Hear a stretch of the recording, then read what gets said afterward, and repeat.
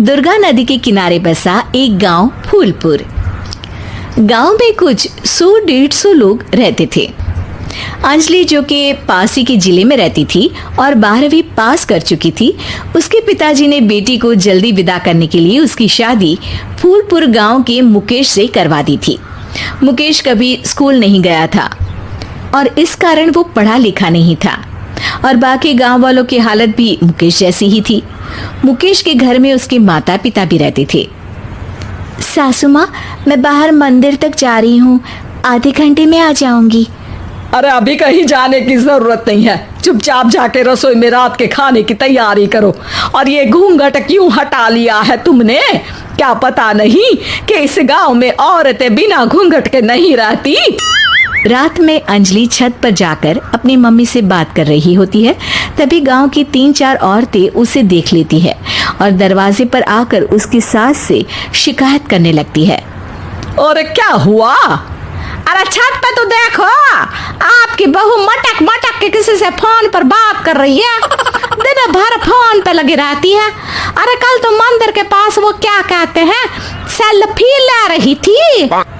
शहर की बहू रखना अच्छा शान की बात है, पर देखना इसके लक्षण से ये तो तुम्हारे परिवार को बदनाम ना कर दे। ये पहली बार नहीं था जब सास से गांव के लोगों ने अंजलि की बुराई या शिकायत नहीं की हो। अब तो ये रोज की बात थी। अंजलि ये सब सुन लेती है। जब वो नीचे जाती है तो मुकेश भी वहां आ जाता है। सास कहती है, बेटा, लोग घर आकर शिकायत करने लगे हैं बहू के कामों की, देख लो। पति हो, संयम से रखो इसे। माँ जी, मैं तो अपनी माँ से बात कर रही थी, क्योंकि यहाँ कोई बात करने लायक ही नहीं है और अब मैं माँ के पास ही रहूंगी। वहाँ क्या रहना, वहाँ बाहर के लोग तो ठीक है, पर घर के लोग भी इज्जत ना दे सके। अरे नहीं नहीं अंजलि, ऐसा नहीं है, धीरे धीरे सब ठीक हो जाएगा, तुम फिक्र ना करो। अरे बस कुछ बोलना ही नहीं है, सर पे चढ़ा रखा है बहू को। सास मुकेश की नरम बात सुन के वहां से मुंह चढ़ाकर चली जाती है। मैं तो कहती हूँ हम दोनों शहर चले जाते हैं। मैं पढ़ी लिखी हूँ, मुझे वहाँ नौकरी भी मिल जाएगी और थोड़े दिनों में आप भी वहाँ कुछ काम ढूंढ लेना। अरे नहीं नहीं अंजलि, हम यहाँ ना गांव का खेत, माँ पिताजी को छोड़कर शहर नहीं जा सकते। माँ पिताजी को कैसा लगेगा और गांव वाले क्या सोचेंगे?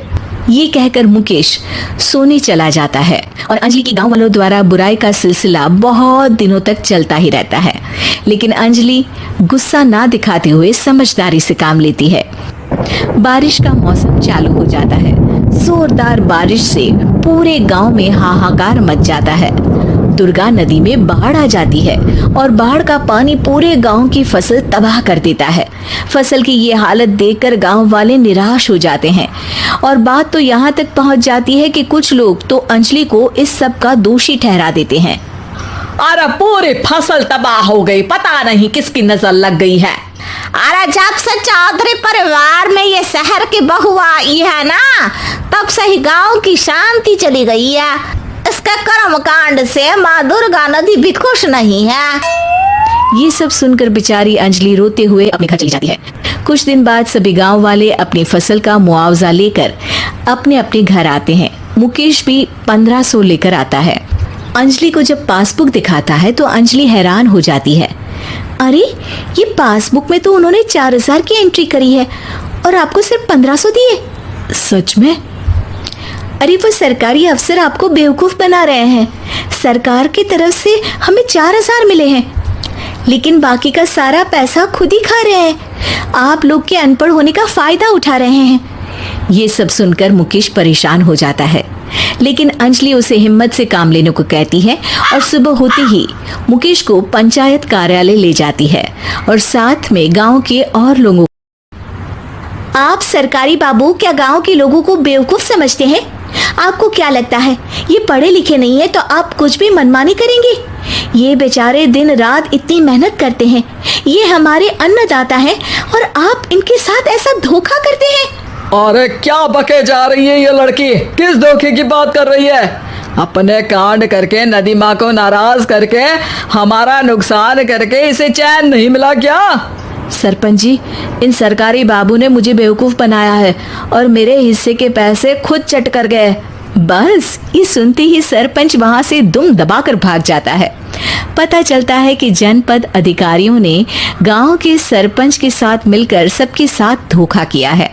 सब लोगों का विरोध शुरू हो जाता है और आखिर में अधिकारी सब गांव वालों के हिस्सों के बचे हुए पैसे उन्हें लौटा देते हैं और कई दिन तक सरपंच गांव में लौटता ही नहीं।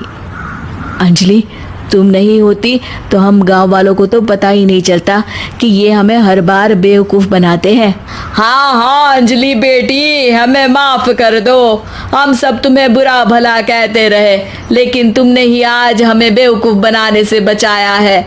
हमें तुम पर गर्व है बेटी। अब समझ आया कि सरपंच तुमसे नहीं, तुम्हारे पढ़े लिखे होने से नफरत करता था। क्यों ना इस बार हम अंजलि को ही सरपंच पद के लिए चुन ले। क्या कहते हो गांव वालों? पढ़ी लिखी सरपंच। बस पूरा गांव अंजलि के लिए ताली बजाता है और अंजलि की सास उसे खुशी से गले लगा लेती है।